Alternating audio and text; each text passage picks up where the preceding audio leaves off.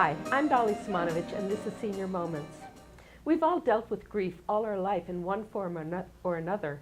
Even losing a game of checkers to a sibling is a form of grief. Now, the grief may only last for 10 seconds, just long enough to say, doggone it, she beat me again. But it is a learning process. Today's program is going to discuss more debilitating forms of grief. My guest today is Stephanie Amsden, grief counselor.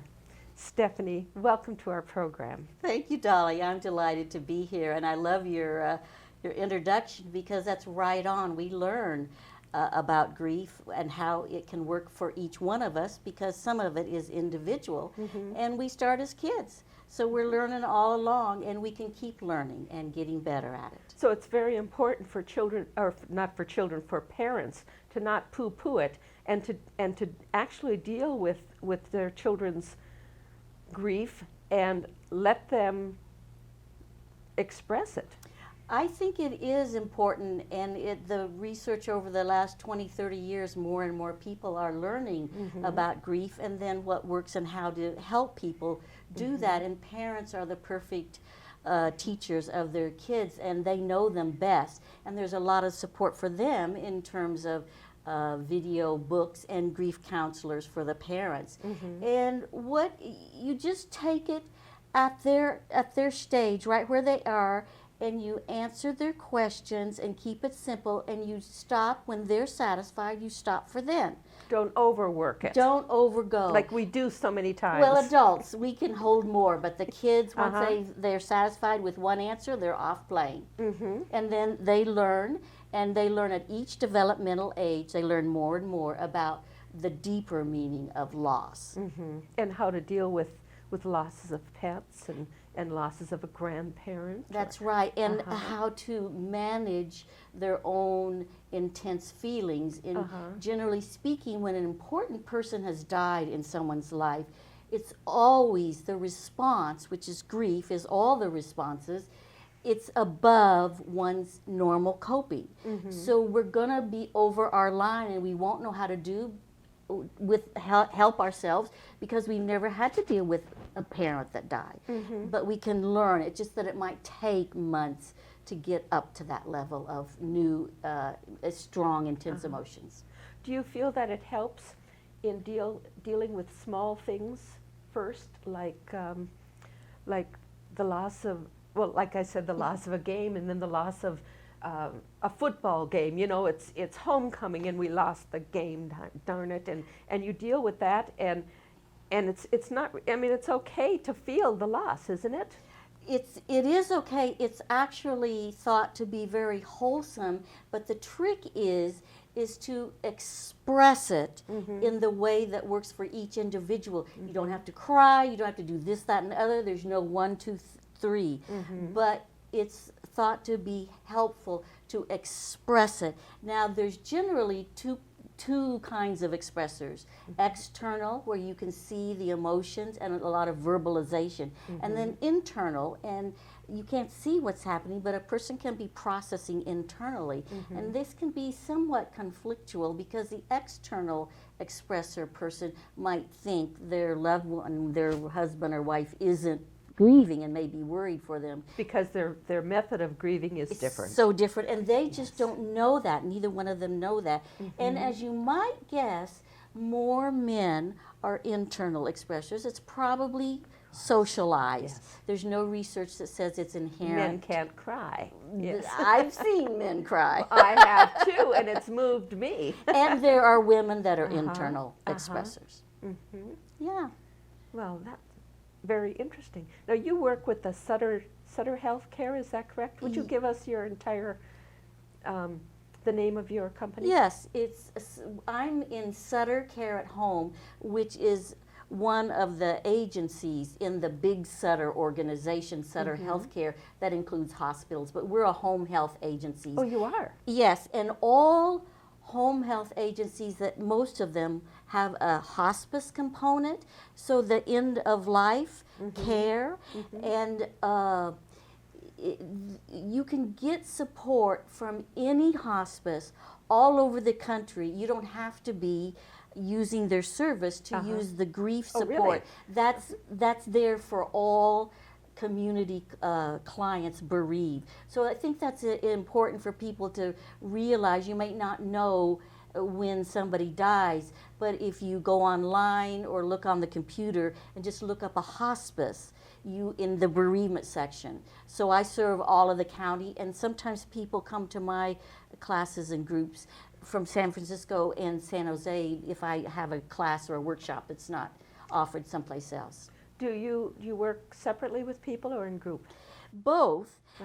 We do classes, workshops, groups, and individual counseling. And this is one of my interests is people need a range of things, like we were talking, expressing it in your way. Well, not everybody wants to come to a group. In fact, statistically wise, not that many. So then we might have an art class like tile making, a memorial tile. We have a therapeutic writing. So someone might want to write, but many other people, no way, I don't want to use that, that way of expressing myself. So it's good to have a range, and just talking to somebody once, a lot of times even on the phone, can be so helpful, because one of the big things that I do is educate, the educational piece. And once people hear, oh, that's normal, oh, you're shock and numb, yes, that's normal, oh, most people tell me that thought and feeling of a suicide without acting on it, a lot of people do that. Then their shoulders just relax, and the bereaved doesn't feel so weird, sick, ill, psycho, whatever, and they're getting more normalized, which might take a number of times to understand what grief is. It's incredibly intense many times with a close loved one, not all the time. Yes. And it's discombobulating. The internal experience is like this. It's you've lost your normal sense of self, and sometimes there's no sense of self that's lost because it's way above their coping. It's so important, and it has many, many forms of loss, like you were talking, the loss of a checker game. Yeah. Well, if a beloved dies, so the person is there, but so maybe is a breadwinner, a father of children, roles that person did, needs that got met. So people don't know the full meaning until you're actually in that situation, in the grief. Yes. And then if you're able to, or you have the time, the right time to do some grieving work and get some support is when it works out for you. If, for example, you had to get a job and take care of your kids, you might have higher priorities for a year or two. And so it really would add more stress to try to squeeze in maybe a group. So what do? They just kind of shelf the grief and not even deal with it at all, and take care of the daily life, and then come back to the grief, and all of a sudden it hits them, and they can't even figure out why, because it happened so long ago. This happens. I have people that come 5, 10, 20, 30 years ago, but generally speaking, you either consciously put it on hold. It's great if we can have some consciousness about it, because we might feel better. I'll get to it. Yeah. But even not, there's a lot of safety features in our psyche that keep us safe. And it'll just, hey, if you can only have energy for 2 things, why worry about this third thing? The good news is it's not much of a problem. Next year, 5 years, it can be dealt with then. So you don't want to add any extra stress to somebody when they just can't get to it. And you can do small little bits of things, but this isn't people's lives, and they're not naturally educated on it. So then it might be a steep learning curve. So that's a really good reason just to check in with somebody, and even a session or 2 on the phone, you can find out and get some tips and hints about coping. So what you're saying is, even if they're dealing with other things, they might spend 5 minutes to talk to you and relieve them so much, and then be able to go on with the other daily living. People feel so relieved when they get a sense of what's normal, where do I fit in, Uh-huh. what are the expectations? Is this like cancer and I have to go to the doctor right away? Oh, I can wait and there's help. Well, then that can just make your life a little easier when this is intense and it's very painful. Would you give us a definition of grief?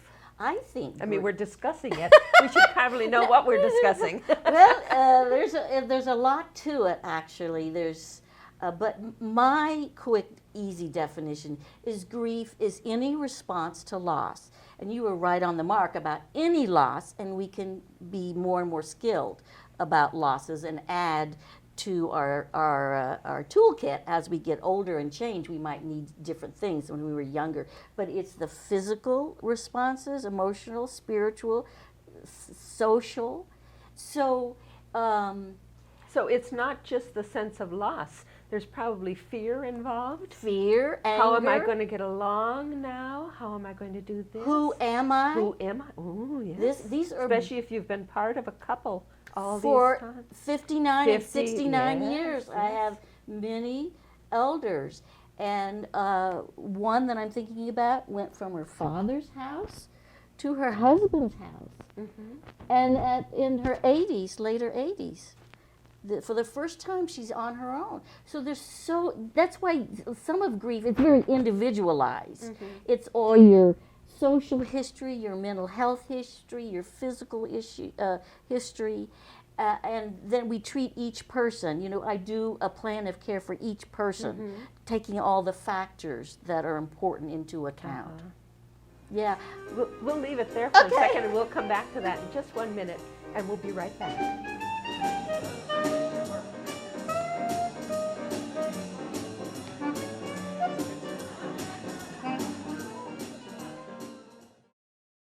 Thanks for doing that for me, I appreciate it. For us, today was routine. For the little boy we brought in, it was terrifying. It was his first asthma attack. 60% of asthma attacks are allergic reactions. Pollen and pet dander are familiar culprits, but mice spread allergens too, in 82% of homes. Cockroach allergens are another asthma trigger. They're found in as many as 63% of homes, but they're not unstoppable. Learn how to protect your family at pestworld.org. ALS is a tough disease to fight. Relentlessly progressive, we have no therapy for it. And virtually everyone who gets the disease ultimately succumbs to it. How do we stop this? How do we break through ALS? The ALS Therapy Alliance has been instrumental in discovery and treatment. The issue is being willing to take risks where we think there's a very high payback. We are a team of fighters. Randy is a fighter. Help us break through ALS. Thank you.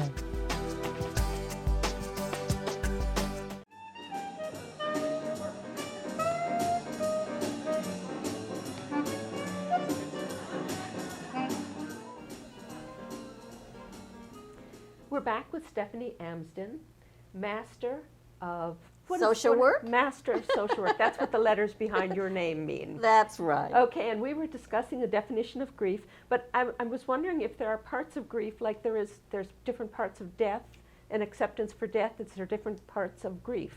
Exactly right, and you may be referring to the Kubler-Ross research in the 60s that defined the grief of death, and those were more linear, 1, 2, 3. And grief, I like simple ways, although there's lots of research and lots of different ways to look at it academically, but we usual people, we want something that we can remember and work with. So I like a 3-part kind of a journey of grief. There's the death, and then right away there's some amount, whether it's this much or months, of shock and numb. And that's one of those protective devices that we have usually unconsciously. And after we come out, and we're coming in and out sort of like over days and weeks, we're a little bit further, a little bit back, and then we're moving more into this long middle part.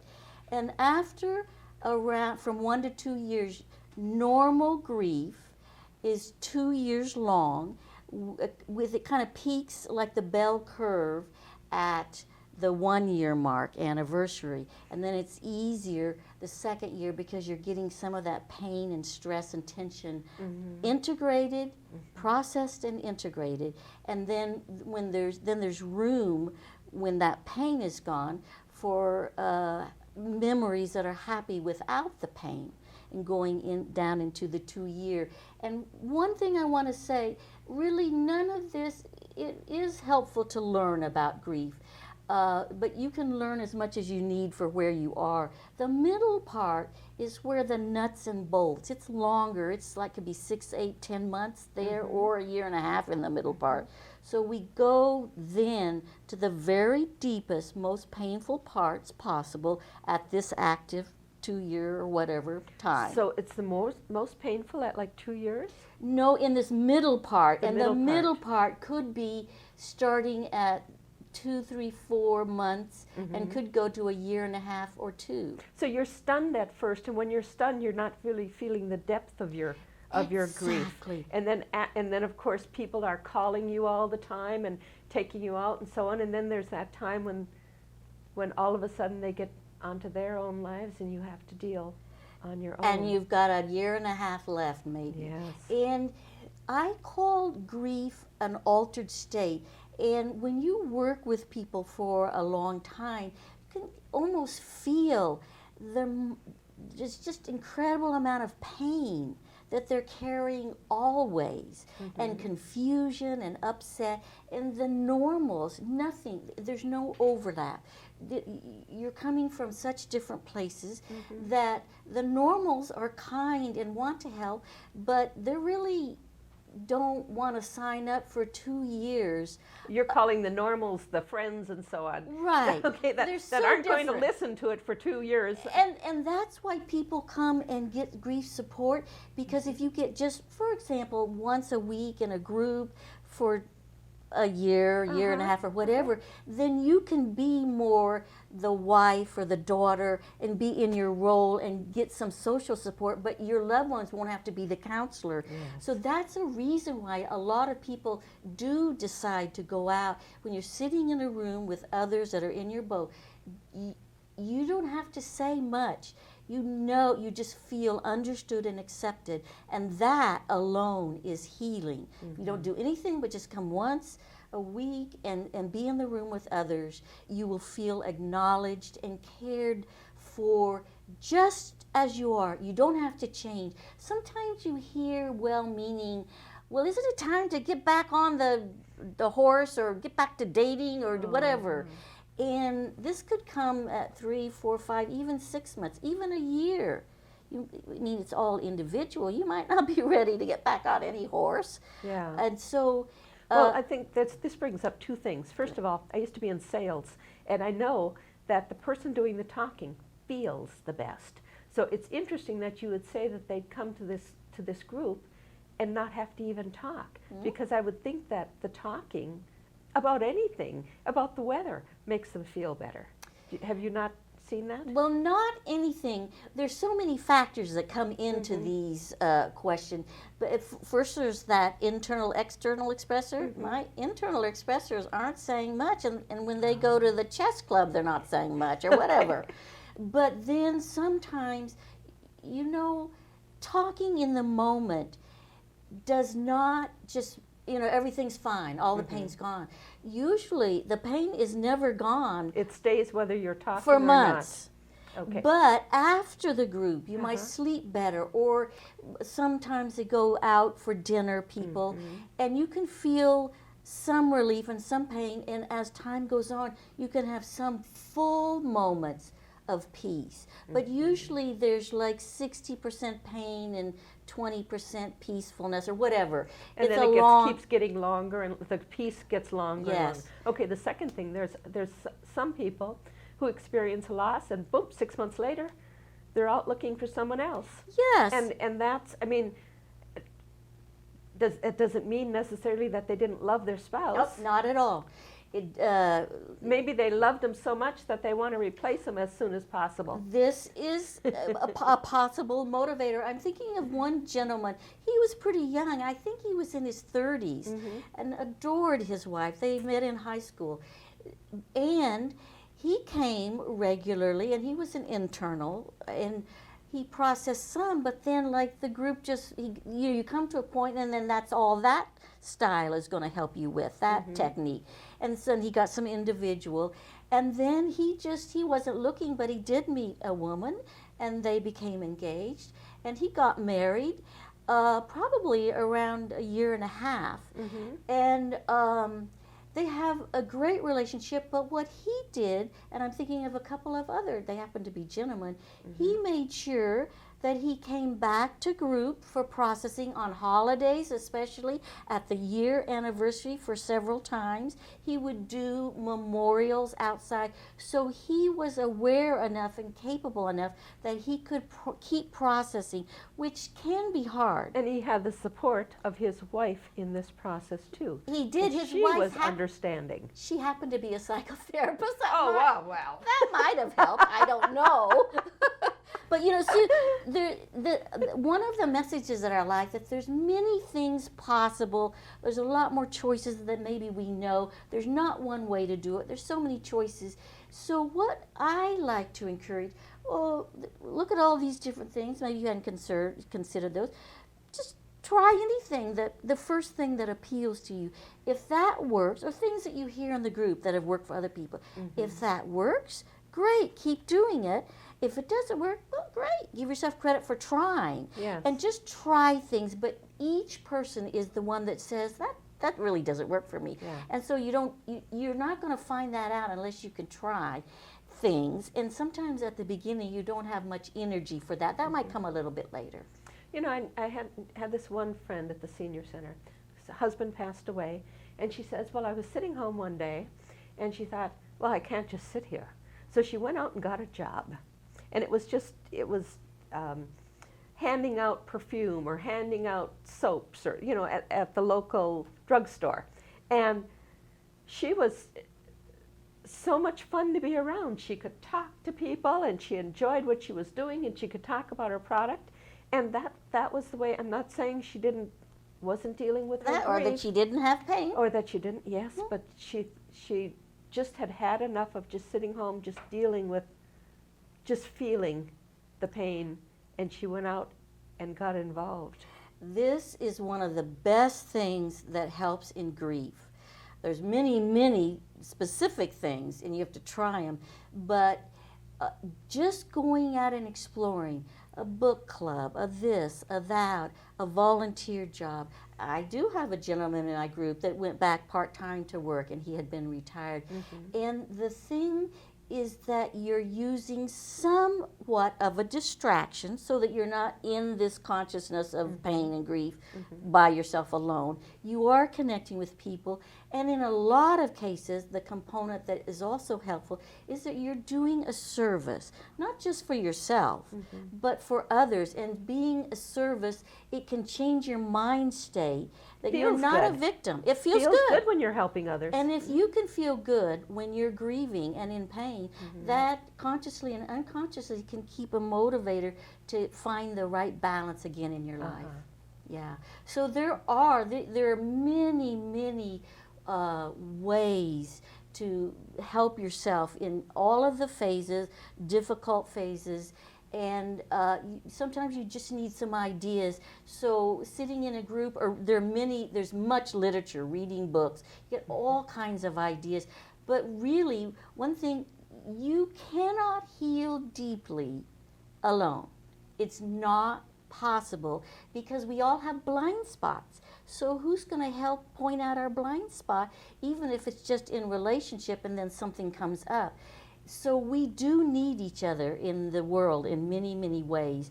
We heal more deeply in relationship, and if you can get in relationships, which are often really looked at the death, and people can make significant changes in their life. Some people, they're not friendly with some kinds of their former friends for a while. Some, they say, you know, I realize that person is really not that useful to me in my life. It's not that wholesome.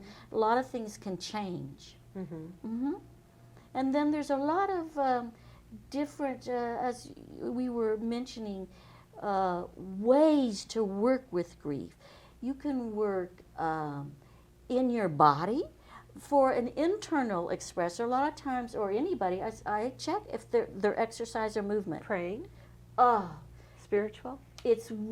That's it, especially if you have done that before. It's kind of maybe hard to find, but it's a very, very wholesome. Well, even something like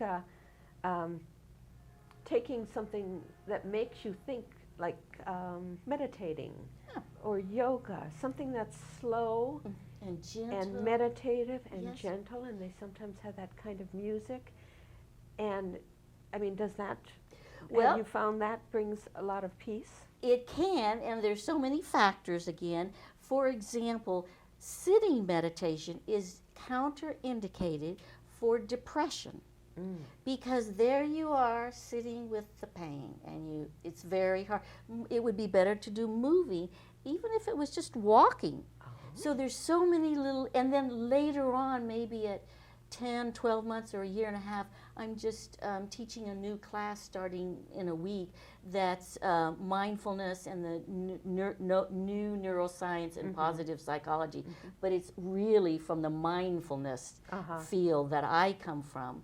And hundreds and hundreds of individual practices, guided meditations to power up your mind and to use the power of your mind for peace. So if you used church before, if you went to church with your husband or wife before, then church is a good place to continue. You've got that support system, you've got God, you've got... Here's the thing.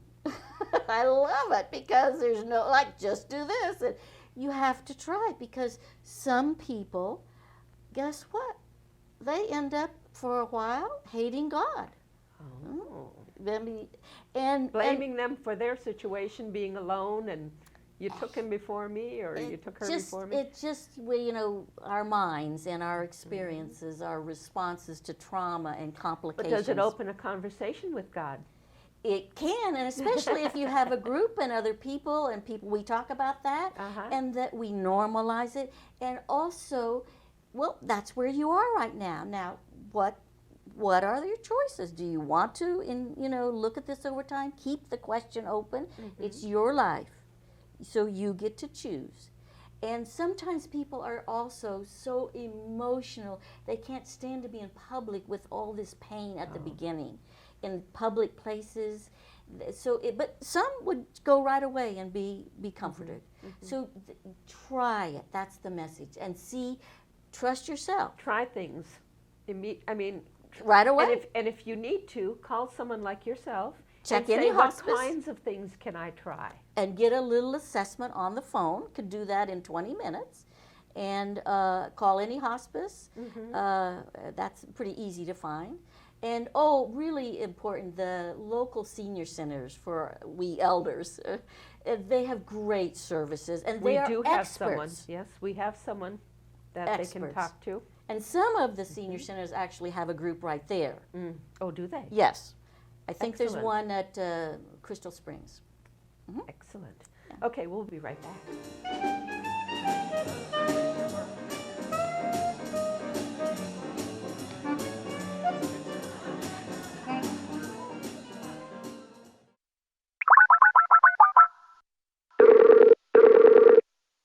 The problem is the public makes healthcare decisions based on how they feel. I have a tendency to call it the I feel good syndrome. If I feel good, how could there be anything wrong with me? I feel great. I just did full court basketball or 18 holes of golf.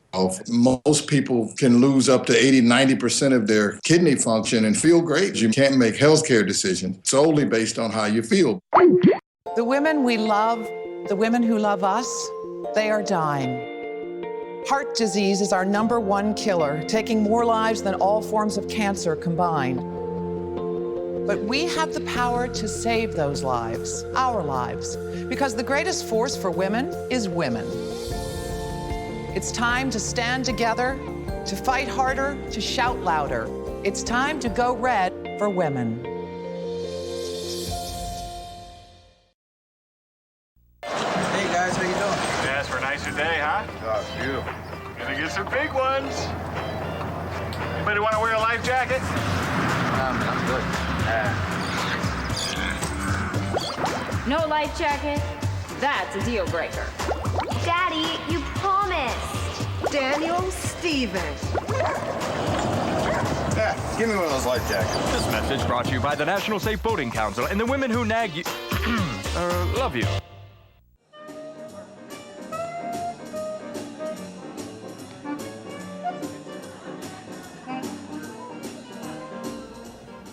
I'm back with grief counselor Stephanie Amsden, and you were just about to tell me, how can people prepare for the possible loss of their husband or wife? My overriding first response is love every moment in the present moment, yet I still think it's very wholesome. When possible, you could take a class at a community college or when young people are going to school. Now they have grief, death and dying classes in psychology and spirituality. Investigate it through your spiritual world and practices and people you know. So they know what to expect when something happens. Well, it gets you a little more prepared. There's workshops that you can take. I'm thinking of a book by Stephen Levine who wrote about the last year, if you had 1 year to live, and there was everyday thought prompts. But there's so many ways, but then our life is busy and sometimes we notice just like, oh, I didn't write a will in my wishes in case I was incapacitated until my mid-50s. And I'm in this business for 25 years. So it can, if you don't do it, you'll get help then, and it'll unfold because you can never be totally prepared. The experience is so different than the information about it. Well, I was thinking more on the lines of preparing, like I used to sell insurance. And women would call me up and say, my husband used to take care of all of this. I don't know how to do anything. And I thought, gee, didn't you know that someday one of you was going to pass away? Should they start taking care of household things together so both of them know where everything is, how to do everything? Do you recommend any of that? Well, I just think it's so interesting that this is a good idea, like getting the backpack full of items in case there's a big disaster. But how long it takes us, and especially as a culture, to reinforce that and make it easier for people to do that. So people's individual personalities, styles, life circumstances kind of inform what they're actually going to do. If they had a friend or a partner who thought this would be a good idea to trade off some of the work tasks around the house to learn, but it's not crucial in the moment, and it can't. I don't want people to worry because you really don't. And we learn what we need to learn. So you deal with it afterwards, no matter what. You will. It might be a little bit easier if you know how to put gas in the car, but if you don't, someone will show you. And you can ask at the gas station. I asked for something just recently at the gas station. It wasn't gas in the car, but it was something else. Okay, so there's no real preparation except your lifelong preparation in dealing with grief on a smaller scale. Yes, anything that we can do is informing us. I think whatever your philosophical and spiritual life is all through your life, it can help us hold anything. But other people are different. So whatever works, but try not to catastrophize it and make things even more stressful than they are. Okay, so what I was saying is stressing you out before anything even happened. And you so know, sometimes stop that right now. I'm telling you, you plan for one thing. I have many families who were totally preparing for one to die because he or she was older, and it didn't work that way.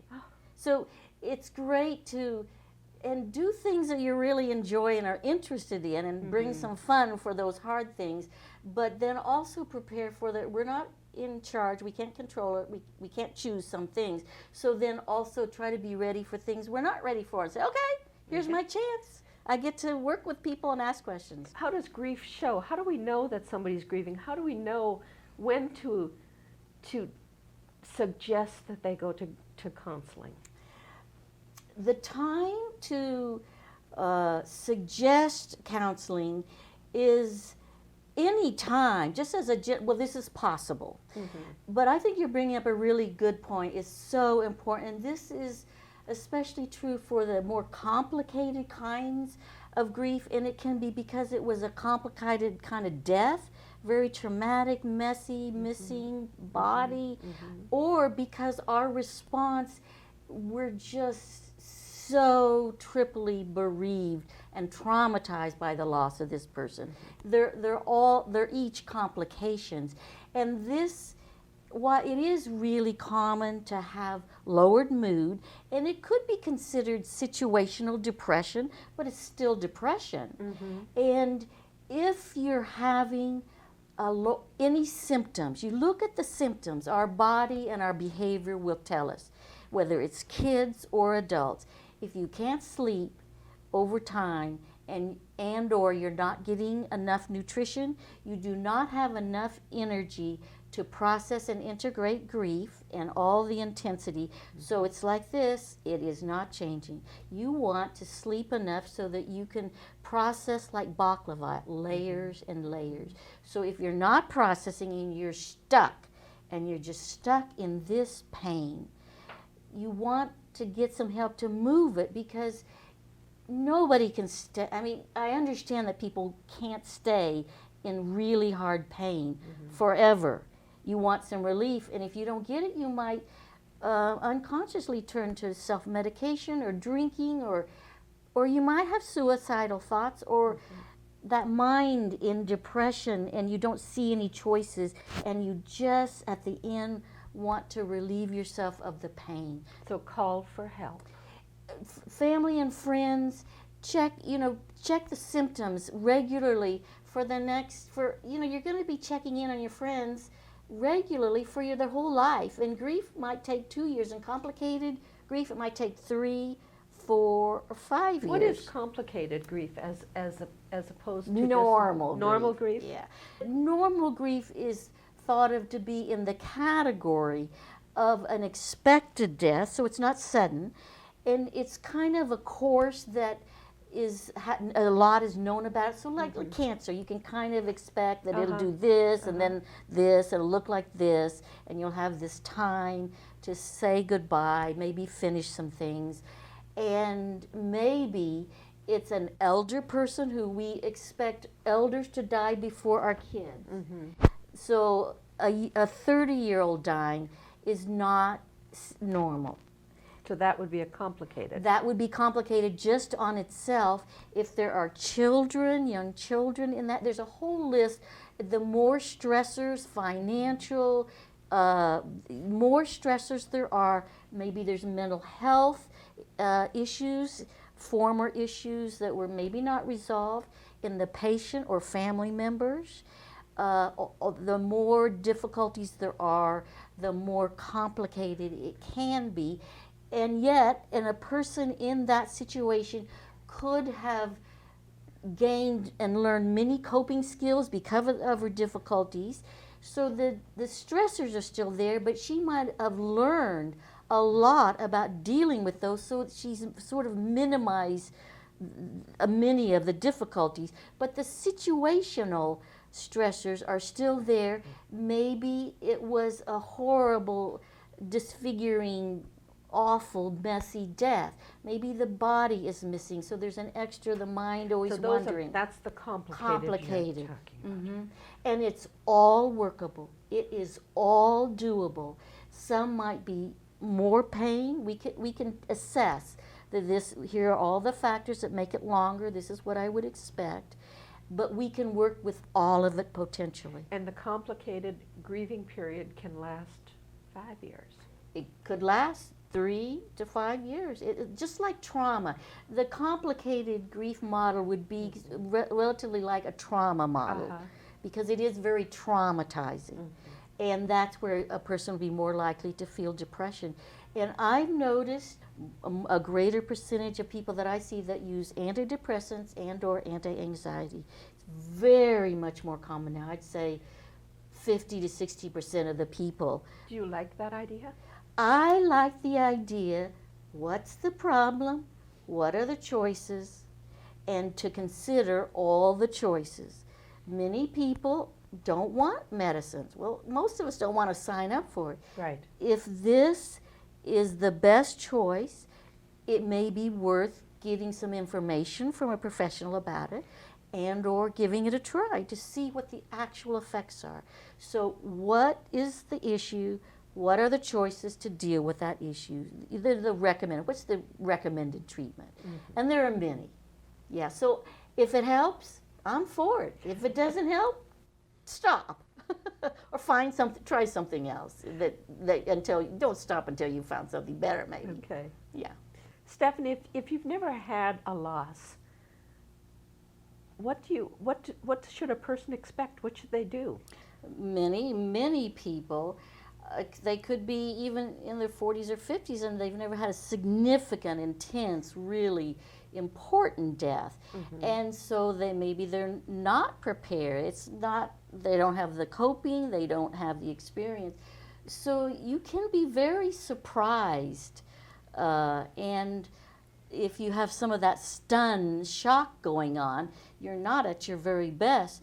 So I think you see if you can just talk to enough people that you know, your friends and family, to see if there isn't some place or some person that you could just ask questions of. So it could be your doctor, your rabbi, minister, it could be your Aunt Sally who had a death and someone who's experienced it before. Right. Okay. It could be somebody at an agency like the Agency on Aging or the Senior Center, any community. It could be a psychotherapist and the counselors, which are not doing psychotherapy. It's supportive education, stress reduction, coping.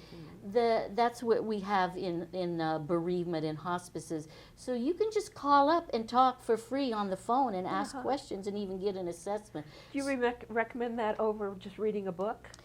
Try whatever is the easiest thing for you. If you're a reader, you read a book. And go to the library. There are choices, or the bookstore or Amazon. So try whatever the first thing is that you latch onto, and if that satisfies you, great. But that might lead you to other things. So reading would be a great choice. Grief counseling is kind of a specialized field. How did you get into it?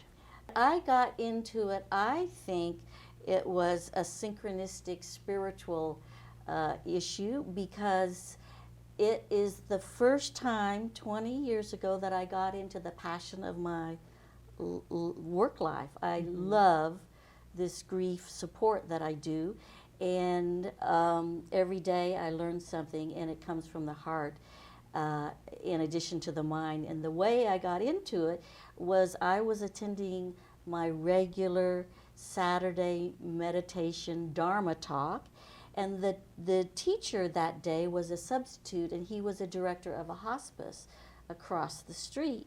And I cried through the whole hour presentation and questions, and I thought, oh, I think something's going on here. And I left and went across the street and signed up to be a patient care volunteer, and 3.5 years later I got this job. So we had sometimes circuitous routes. And well, what I've found that everything that you've done leads to the next thing and prepares you for the next thing. Like we talked about grief as a child, all those little bits of grief that you deal with help you to deal with the big grief. And it's my training is really I am what my past has been, and so I do have that graduate degree, but really most of the way I work with the bereaved has to do with the decades of meditation and mindfulness practices and the martial arts practices. So these are spiritual practices. There's so many ways to work with grief, and there's so many different people that need different choices. So that's a lot of what I bring. I have a really decades-long interest in healing modalities, all the alternatives and complementary, but also from the past, like ancient Africans, and how did small communities help to heal themselves? Does grief have its own energy?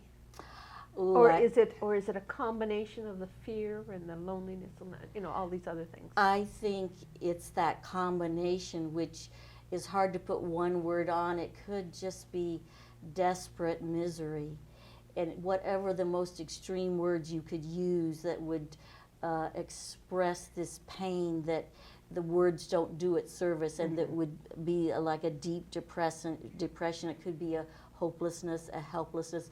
What's the use of life? What good am I? Who am I now? So that's not all of it. You go in and out.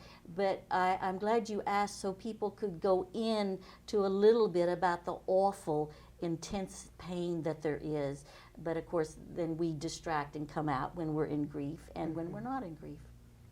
So your suggestion to them would be to give you a call, and you'd be happy to talk to them. I would give me or anybody, just give anybody a call until you find somebody that will help you. And everybody that I call, I don't think I've turned away anybody that I didn't give them at least somebody else to call if I wasn't able to give them what they need. And I tell people where all the resources are closest to them.